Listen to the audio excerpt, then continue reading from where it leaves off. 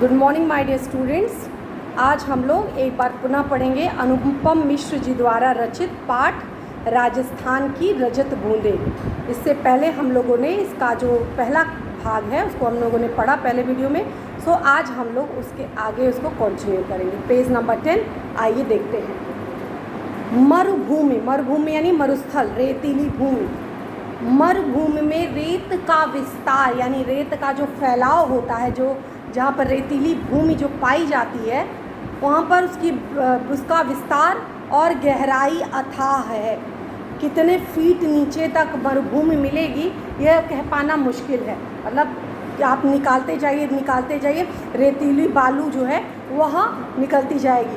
तो गहराई की आवश्यकता तब होती है जब आप देखोगे कि जैसे कुएं जहाँ बन रहा है, तो अगर हमें पता होता इतना फीट पर मतलब रेतीली बालू है, सो उतना फीट में हम एक्यूरेट बना लेते हैं, कितने फीट हम करेंगे खुदाई तो हमको जो है कुएं हम बना सकते हैं। लेकिन ऐसा नहीं है।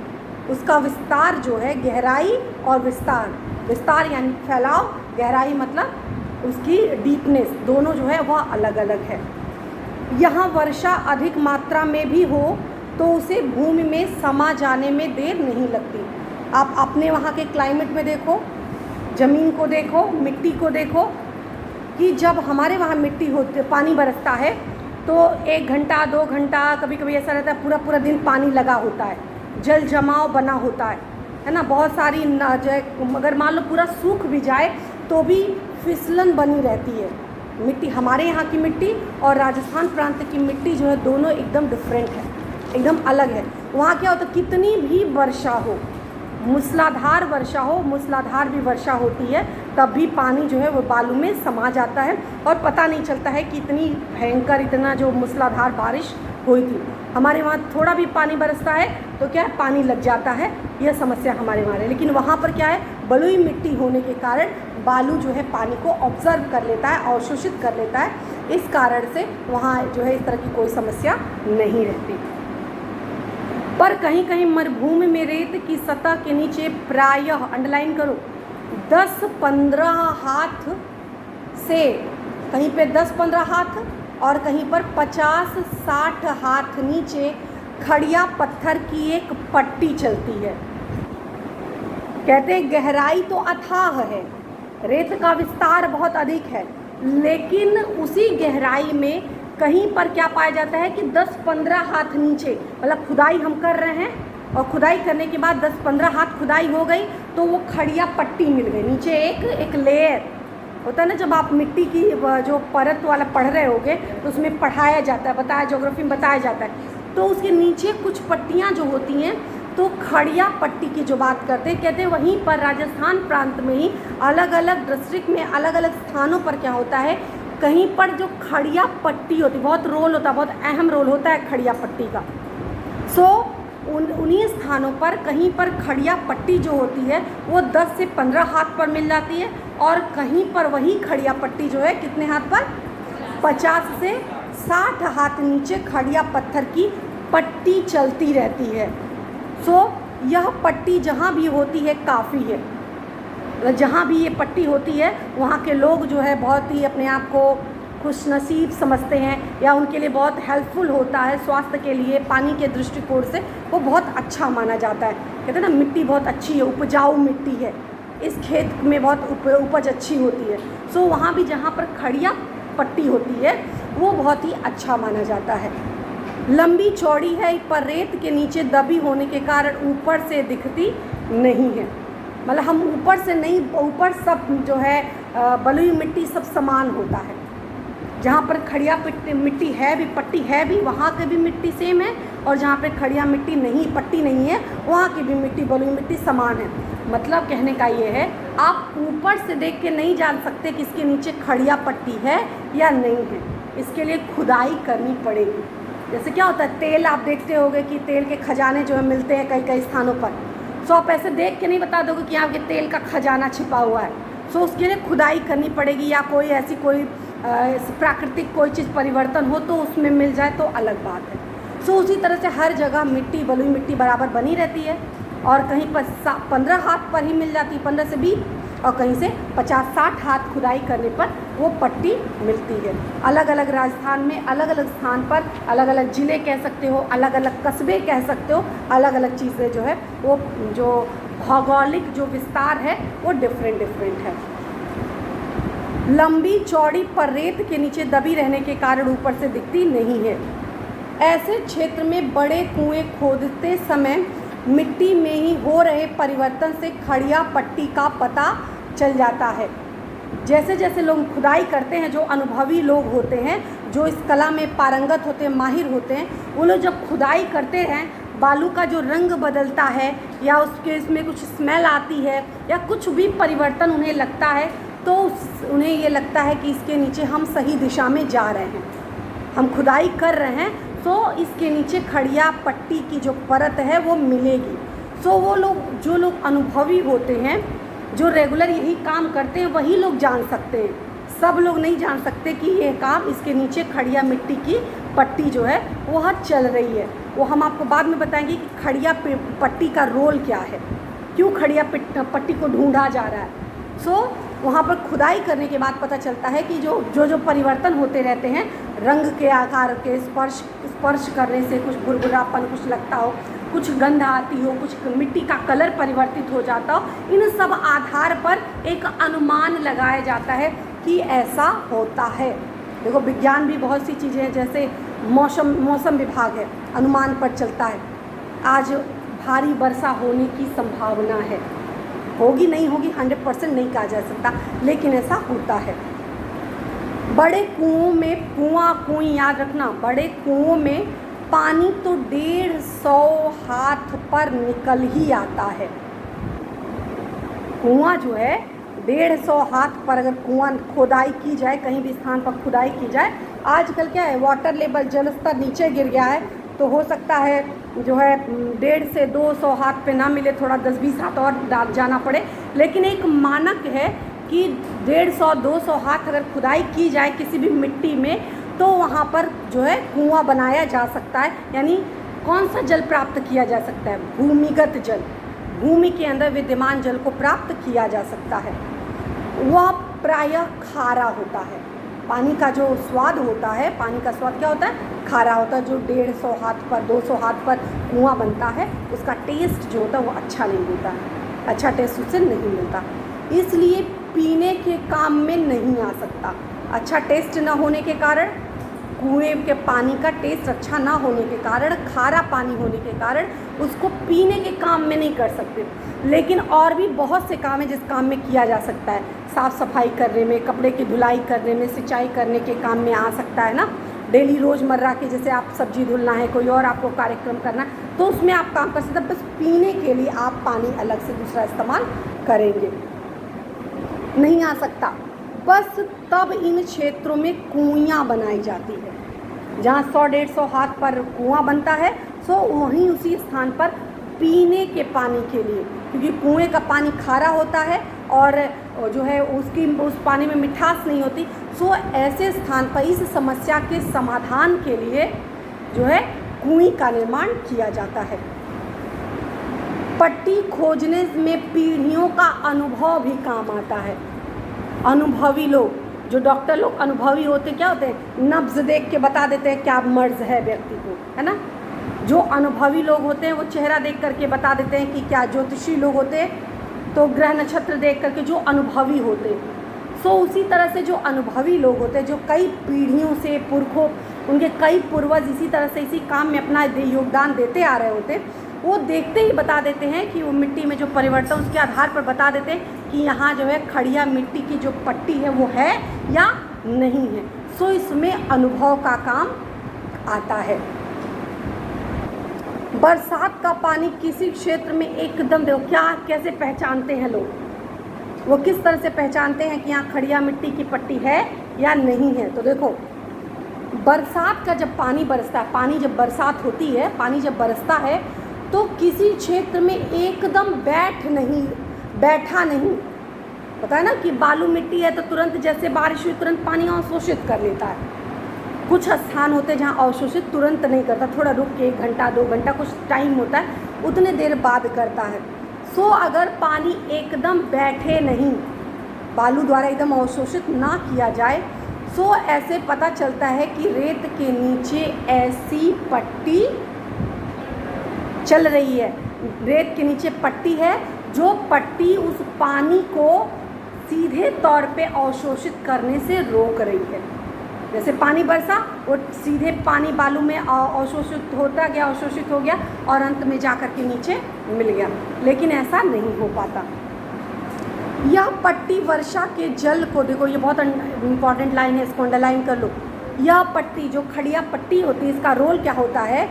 खड़िया पट्टी के जल को गहरे खारे भूजल तक जाकर मिलने से रोकती है। ऐसी स्थिति में उस क्षेत्र में वर्षा पानी भूमि की रेतीली सतह के नीचे चल रही पथरीली पट्टी के बीच में अटक कर नमी की तरह फैल जाता है। तेज पड़ने वाले गर्मी में इस नमी में भाप बनकर उड़ जाने की आशंका उठ सकती है, पर ऐसे क्षेत्रों में प्रकृति का एक अनोखी उदारता देखने को मिलती है। बताया कि जहाँ पर खड़िया मिट्टी की परत नहीं होती, मान लो थोड़ी दूर पर ऐसे खड़िया मिट्टी की परत है, मतलब ऊंचाई है, यहाँ पे करते करते यहाँ खड़िया मिट्टी की परत है। सो जहाँ पर खड़िया मिट्टी की परत नहीं होती है, वो डायरेक्ट पानी आता है, नीचे चला जाता है नीचे। सो पानी बरसा, वो खारा पानी में बदल गया, तब्दील हो गया, भूमिगत जल में समाहित हो गया। लेकिन जहाँ ऐसा नहीं होता, जहाँ एक खड़िया पट्टी होती है, पानी तो बरसता है, अवशोषित भी किया जाता है, लेकिन यह पानी इसी पट्टी के बीच में घूम फिर के रहती है, नीचे नहीं जा पाती। उसी पट्टी में ही, जैसे कितनी इतनी चौड़ी जितनी भी पट्टी हो, उसी पट्टी में ही पानी अवशोषित होकर के रहती है। और जैसे जैसे गर्मी होती है, होता है ना कि पानी जितना ऑब्जर्व किया रहता है सूख के निकल जाता है। सो लेकिन यहाँ पर प्रकृति की उदारता देखने को मिलती है, मतलब ऐसा नहीं है इस पट्टी में जमा हुआ पानी इस पट्टी में बना रहता है। ऐसा नहीं कि बहुत तेज 2 दिन बाद बहुत तेज़ धूप हुई और सारा पानी वो भाप बन के ओस बन के कुछ उड़ निकल गया, ऐसा नहीं होता। प्रकृति जो है इस मामले में क्या होता है, जगह जगह का अलग अलग क्लाइमेट होता है। तो प्रकृति यहाँ पर प्रकृति की जो है उदारता देखने को मिलती है कि जो वर्षा में जो पानी आता है, खड़िया पट्टी में जो ऑब्जर्व किया जाता है, ये खड़िया पट्टी वाला जो पानी है, ये खड़िया पट्टी में ही ऑब्जर्व रहता है, समाहित रहता है। ये ना ही नीचे जाता है और ना ही ऊपर जाता है। सो इस और जो अवशोषित हो धीरे धीरे ऑब्जर्व होता है, यहाँ से निकला, पट्टी नहीं है, कोई अवरोध बीच में नहीं मिला। आप देखते हो कि जब आप मार्ग में चल रहे हो, अगर आपको बीच में ब्रेकर मिलता तो आपकी स्पीड धीरे हो जाती है, अब ब्रेकर नहीं होता, कुत्ते से आदमी भाग जाता है। तो उसी तरह से अगर पानी बरस रहा है, कोई बीच में रुकावट नहीं है तो खींच लिया, लेकिन जब रुकावट होती है तो वहाँ बीच में वहाँ पर चाल उसकी धीमी हो जाती, गति जो होती है मंद पड़ जाती। सो उसी तरह पानी तो बरसता है, लेकिन पानी इसी पट्टियों के बीच में बना रहता है, वो उड़ने नहीं पाता है, यह विशेषता होती है। रेत के कण बहुत ही बारीक होते हैं, बालू का जो कण होता है बहुत बारीक होता है। वे अन्यत्र मिलने वाली मिट्टी की कणों की तरह एक दूसरे में चिपकते नहीं हैं। छोटे छोटे बारीक बारीक कण, थोड़ा सा आकार प्रकार में छोटा बड़ा हो सकता है, कहीं ज़्यादा छोटा होता हो, कहीं बड़ा ज़्यादा बड़ा होता हो। सो बालू के जो कण होते हैं, इसमें भी इसका योगदान है। क्या है कि रेत के कण जो होते हैं बारीक होते हैं, छोटे छोटे एकदम। आप देखते हो कि बालू के कण ऐसे लो, एक मुट्ठी बालू लो तो बहुत बड़े बारीक बारीक कण देखने को मिलते हैं। सो अन्यत्र मिलने वाले मिट्टी के कणों की तरह एक दूसरे से चिपकते नहीं हैं। और जगह की मिट्टी क्या होती है, चिपक जाती है। आप देखते होंगे खेतों में दरारें पड़ जाती हैं, सूखा पड़ता है तो खेतों में मिट्टी क्या होती है, मिट्टी फैली सी रहती है, पानी बरसता है, कई बार पानी नहीं बरसा तो मिट्टी क्या होती है, सटते सटते आपस में जुड़ जाती है। तो इधर रेत ऐसे दरार पड़ गई, खेत में इधर दरार पड़ गई, ऐसे दरारें पड़ जाती हैं। स्किन में भी दरारें पड़ जाती हैं, मतलब ऐसे ही जो है वो लाइनिंग बन जाती है। तो उसी तरह मिट्टी में भी जब अलग अलग मिट्टी रहती है तब तक कोई दिक्कत नहीं होती है, लेकिन जब मिट्टी आपस में एक दूसरे से चिपकने लगती है, जहाँ जहाँ की मिट्टी आपस में चिपक जाती है वहीं वहीं दरारें पड़ती हैं, और जहाँ जहाँ मिट्टियाँ नहीं चिपकती हैं वहाँ वहाँ दरारें नहीं पड़ती हैं। तो यह मिट्टी की अलग अलग स्थानों पर मिट्टी की खासियत होती है। तो जहाँ पे मिट्टियाँ चिपकती हैं वहाँ खेत में और ऐसे स्थानों पर दरारें पड़ जाती हैं, और जहाँ मिट्टियाँ नहीं चिपकती हैं वहाँ दरारें देखने को नहीं मिलती है या कम मात्रा में मिलती हैं। एक बहुत इम्पॉर्टेंट लाइन नोट करो, अंडरलाइन करो, जहाँ लगाव है वहाँ अलगाव भी है।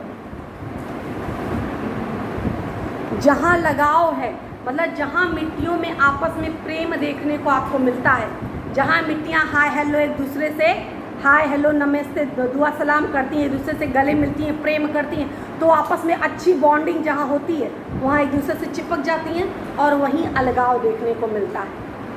अत्यधिक लगाव में ही क्या होता है, अलगाव देखने को मिलता है। जब सबका व्यवहार कॉमन होता है, व्यवहार में भी आप देख सकते हो, जब बहुत ज़्यादा एक रिश्ते से एक दूसरे से घनिष्ठता बन जाती है तो वहीं धीरे धीरे कटुता की शुरुआत हो जाती है। बहुत बड़ा अच्छा दोस्त रहता है, कभी भविष्य में बहुत अच्छा दुश्मन बन जाता है। सबसे अच्छा दोस्त सबसे अच्छा दुश्मन बन जाता है। उसी तरह से जैसे मिट्टी जो होती है, मिट्टी आपस में चिपकती रहती है, आपस में एक दूसरे से लगाव रखते हैं, लगाव होने के कारण अलगाव देखने को मिलता है, बंटवारा, यानी जो है क्या कहते हैं कि खेतों में दरारें देखने को मिलती हैं। तो जहाँ जहाँ मिट्टियाँ चिपक जाती हैं वहाँ दरारें पड़ती हैं, और जहाँ जहाँ मिट्टियाँ नहीं चिपकती हैं वहाँ दरारें देखने को नहीं मिलती हैं। वे अपनी जगह भी छोड़ते हैं और इसलिए वहाँ कुछ स्थान खाली छूट जाता है। जैसे दोमट या काली मिट्टी के क्षेत्र में, अंडरलाइन करो, दोमट या काली मिट्टी का जो क्षेत्र है, जैसे गुजरात में, मध्य प्रदेश में, महाराष्ट्र में, बिहार आदि में वर्षा बंद होने के बाद धूप निकलने पर मिट्टी के कण चिपकने रहते। कौन कौन सी मिट्टी? दोमट और काली मिट्टी। इन स्थानों पर ये मिट्टी प्रकार की मिट्टी पाई जाती है और ये मिट्टी वर्षा होने के बाद आपस में चिपक जाते हैं। वर्षा बारे मिट्टी के कण जो है वो आपस में चिपक जाते हैं और धरती में खेत और आंगन में दरारें पड़ जाती हैं। धरती पर संचित नमी इन दरारों की गर्मी पड़ते ही वाष्प बनकर वापस वातावरण में लौटने लगती है। समझ में आई बात? कहने का मतलब क्या है कि जहाँ इस प्रकार की मिट्टियाँ हैं, जहाँ मिट्टियाँ आपस में एक दूसरे से चिपक जाती हैं, तो वहाँ पर जहाँ जैसे दो अलग अलग मिट्टी थी, अलग अलग मिट्टी माने दोमट मिट्टी यहाँ फैली हुई है, विस्तार था, वो पानी बरसा आपस में एक दूसरे से चिपक गई, तो यहाँ स्पेस खाली हुआ, यहाँ स्पेस खाली हुआ, और पानी जब सूख गया मतलब वर्षा खत्म हो गई, धूप निकला, पूरा वो पानी वाष्प बन के जो यहाँ जमा पानी था वो निकल गया। अब उनको अवसर नहीं मिला पुनः अपने स्थान पर जा सके। ऐसे समय पे वहाँ स्थानों पर दरारें देखने को मिलती हैं, लेकिन जहाँ पर रेतीली भूमि होती है वहाँ दरारें जो है देखने को नहीं मिलती हैं। वहाँ सालों साल गर्मी पड़ती है, लेकिन वहाँ पर इस तरह की दरारें देखने का जो है अनुभव नहीं मिलता। कारण क्या कि वहाँ अलगाव है। बालू देखो ऐसे जुड़ता नहीं है, मिट्टी हम जोड़ करके मिट्टी का शेप अलग अलग आकृति बना सकते हैं, बालू नहीं जुड़ता है, बालू अलग होता है। तो अलग है तो हम स्वतंत्र हैं, सही है, लेकिन क्या कहते हैं, लगाव में ही अलगाव है। बहुत ज़्यादा लगाव रखते हैं एक दूसरे से, मिट्टी लोग नहीं, एक दूसरे से बहुत लगाव रखते हैं और पता चलता है आपस में इतना चिपक जाते हैं कि अपना ही घर भूल जाते हैं और मिट्टी पानी निकल जाता है और फिर उस स्थानों पर दरारें पड़ जाती हैं। पर यहाँ बिखरे रहने में ही संगठन है। यहाँ बिखरे रहने में ही संगठन है। आपको जो कार्य दिया गया आप उसको कार्य को करिए, आप अपने स्थान पर रहिए, आप अपने स्थान पर रहिए, जिसको जो स्थान है उस स्थान पर लोग बिखरे हुए रहते हैं और संगठित रहते हैं। ज़रूरी थोड़ी ना है कि हम एक दूसरे से चिपक के एक दूसरे के घर रोज़ आए जाएं तभी हम दोस्त हैं। दोस्त तो हम अब कोरोना काल है तो कोरोना काल में भैया दूर दूर से ही नमस्ते दुआ सलाम करें तो दोस्ती बनी हुई है ना। और बहुत ज़्यादा प्रेम दिखाने से क्या होगा, जहाँ लगाव है वहाँ अलगाव की स्थिति आ जाएगी, हज़ार बीमारियाँ आ जाएंगी, हज़ार तरह की समस्याएं आ जाएंगी। उसी तरह से जहाँ पर ये बालू में असंगठन है, संगठन नहीं असंगठन है, इस असंगठन के कारण इनका जीवन जो है बालू के कण के कारण यहाँ दरारें देखने को मिलती नहीं है। पूछेगा दो और सारी मिट्टी में क्यों लगाव होने के कारण क्यों अलगाव स्पष्ट कीजिए, तो बताना पड़ेगा।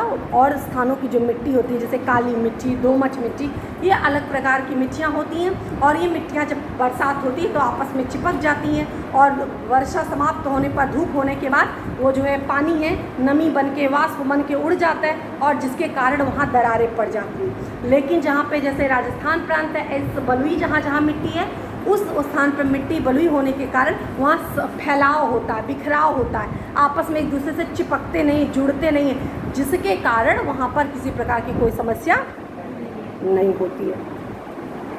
मरुभूमि में रेत के कण समान रूप से बिखरे रहते हैं।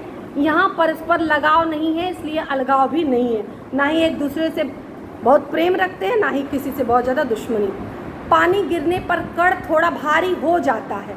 जब बारिश होती है तो कण वेट हो जाता है, उसमें भारी हो जाते हैं, पर अपनी जगह नहीं छोड़ते। इसलिए मरुभूमि में धरती पर दरारें नहीं पड़ती। भीतर समाया वर्षा का जल भीतर ही बना रहता है।